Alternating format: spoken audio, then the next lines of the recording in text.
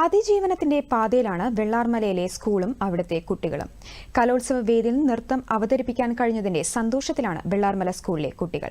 ഒരു റിപ്പോർട്ട് കാണാം.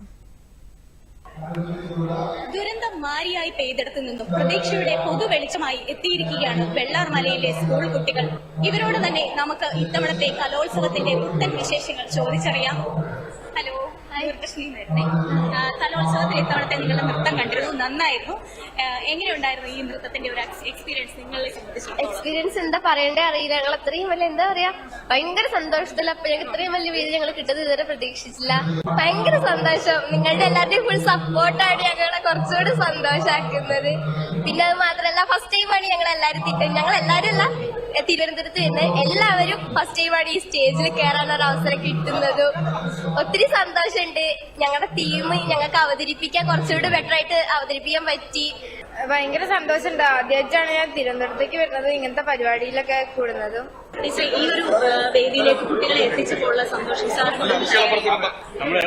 ഒരുപാട് സന്തോഷമുണ്ട്. ഇതെന്താണ്, നമ്മുടെ ഒരു അതിജീവനത്തിന്റെ പാതയിലൂടെയാണ് നമ്മൾ ഇവിടെ എത്തിയിട്ടുള്ളത്. എന്താണ്, മക്കളെ ഒരു മോട്ടിവേഷനും കൂടിയാണ് നമ്മുടെ ഇന്നത്തെ യാത്ര. കാരണം എഫക്റ്റഡ് ആയിട്ടുള്ള ഒത്തിരി കുട്ടികളുണ്ട് ഇതിനകത്ത്. ഇനി എഫക്റ്റഡ് ആയിട്ടുള്ള കുട്ടികളുടെ നാടകം വരാൻ പോകുന്നുണ്ട്.